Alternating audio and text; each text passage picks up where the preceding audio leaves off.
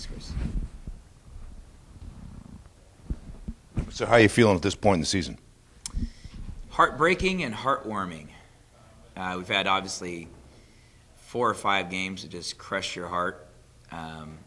Very heartwarming in the sense that the character of the kids that we're coaching, 4 seniors that will be graduating, what they've contributed to the program over their 4 and 5 years, looking back to the days that we recruited Reese and Joe Alwich, watching Brian Bennett give all 4 years, David Nwaba come in for 3 years as a transfer. It's very, very encouraging just to see the dedication they've had academically, socially, emotionally, their development in every way, what they've meant. At the same time, I know their heart's broken a bit when you lose those close games. And yet the maturity and character they have to know that we have 3 regular season games and hopefully 3 postseason games minimally in a gas tank still. Yeah, because a lot of times coaches and teams are evaluated, simply by their win-loss record. Absolutely. But the truth is you see the whole qualitative aspects of it. Well, you have to. If you don't, you can get really depressed. You can get really, you can lose energy. We had a practice this morning. We had film at 9 this morning. We had stretching for a half hour. We had shooting for an hour. The guys just continue to amaze me in their resilience and their optimism and their energy and their character and their focus. And that works both ways. I think our staff is very optimistic and mature and experienced, and I think our players are too. That nobody, our team is excited about, our current 7th or 8th position. But we are very optimistic that we're about 7 or 8 points away from being a 3 or 4 seed. So you put that into the pie all together and say, look, it's 2 free throws here, it's 1 turnover there, it's 1 rebound here, it's a steal there, that we've got to put that in perspective and realize that we're not trying to build a whole new house. We're not selling a castle. We're not even painting a room. We just need to do some touch-up paint on a few rough spots around and say, okay, that cleans up that area just a little bit more. And we still have, thankfully, 2 more weeks before we head off the tournament to try to improve the fine-tune small areas. Are the players healthy? We're getting closer to being maybe as healthy as we've been. Joe Alwich is moving much better, had 4 or 5 block shots the other night. Bennett has gotten healthier. His lower body's gotten healthier. He had a serious bout of an infection last week, was actually hospitalized him for a while. He was out for 2 days of practice. He had an infection in the nasal area and got a swollen face, was unable to really practice for a couple days. And he lost a little bit of rhythm there, but looked really good and responded today. Reese Morgan is taking a ton of hits and reps and playing his heart out. And as we have to limit his practice reps. But I like where we're at. As a general rule, I think we're moving in the right direction. Nobody's going to be perfect health, but we are getting much healthier than we were, say, 2 weeks ago. Is the bye coming at the right time, Coach? Yeah, you hit it right on the head. Great to be able to play Thursday, last game of the year.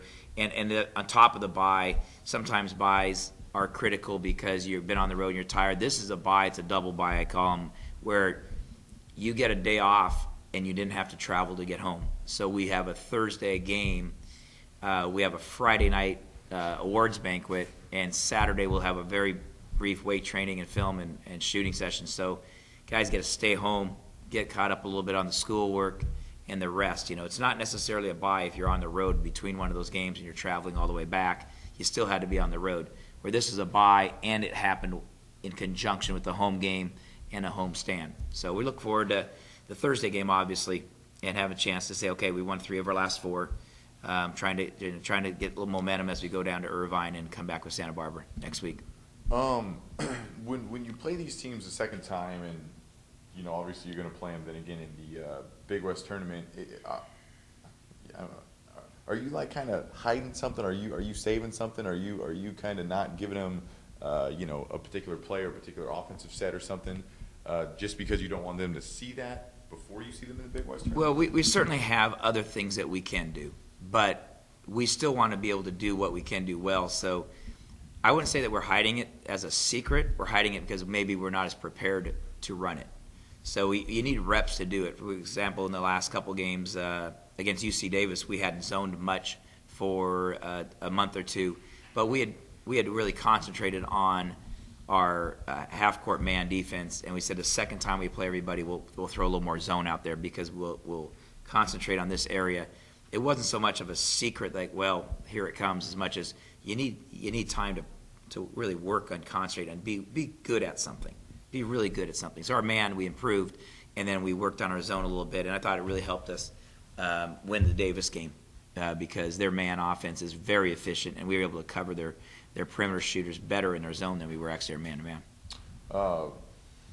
Fullerton, I mean, obviously every win's important, but just kind of like you said, the last home game for the seniors to kind of check off that win, talk about them and just talk about how important it is to kind of, again, celebrate the senior class. Yeah, well, Fullerton has very physical, aggressive, and strong front line. And the one thing I think we've done a great job with in the last 2 weeks is we've become a very aggressive rebounding team. We've out-rebounded our opponents both games. That we've had up to 20 offensive boards in both games that really give us a fighting chance to win every single night. And Fullerton then has 3 or 4 perimeter players that are, we'll call them 50-50 players. They can shoot the 3 and they can drive by you. You know, our team's kind of a specialty-oriented team. We have guys that really can attack the rim. David Nwaba, Josh Martin, Ridge, and Jalen Shedd are all pretty darn good and quick with the ball and try to get the rim. And then we have some very specialized perimeter guys, and Reese Morgan, Taylor Sutliff, guys that really can, even Luke Meikle, but not a lot of our guys are what we call 50-50, like, hey, he's just as likely to shoot it as he is to drive it. Well, Fullerton has 4 of those kind of guys. And so for us, it's a very, very big challenge for us to have our guys to be able to defend both the perimeter shot and the drive. And that's a great bit of concentration it's going to require. We will start all 4 seniors for a senior night.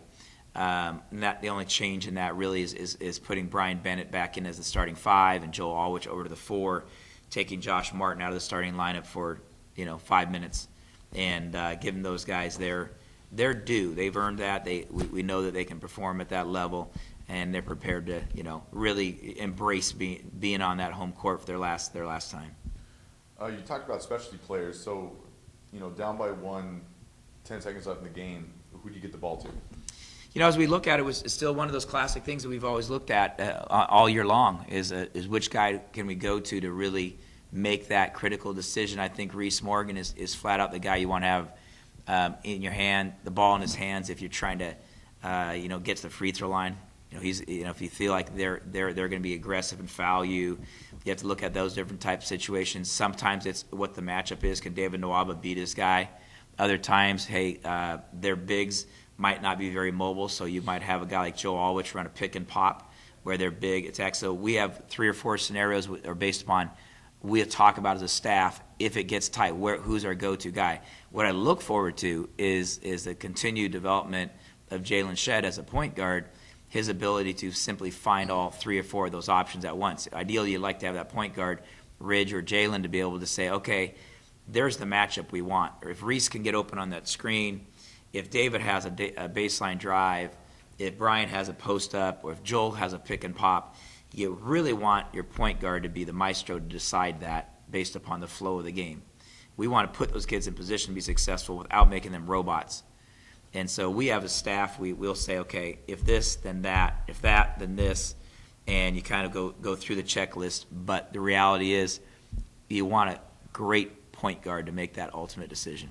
So is that it kind of sounds like that's a double-edged blade to have maybe some options, but not necessarily have like a 1-50-50 guy to go to. Is that kind of the vibe? Yeah, I think that's dead on. I don't think we have a guy that we just say he gets the ball every time. And if you look at our scoring, it's been that way. David can have a 15 or 20 point game, but we don't have to have it. Reese Morgan can have a 20-point game. Joe Allwich has had some big games. We go through the list. Josh Martin has suddenly stepped up for us, and now you're going, wow, that kid drove down there, he got that dunk, and then he hit a three-pointer. Then he hit that. But we're still a team that is blending 4 seniors with some very athletic, quick, and skilled young players, and still trying to find that balance between running, half-court defense, man-to-man, and it's all comes down to one possession. unfortunately, it's been one possession any night, one way or the other. So it's going to be work in progress, and you just hope that we put it all together in 2 weeks. Thank you, Coach. All right, thanks, guys.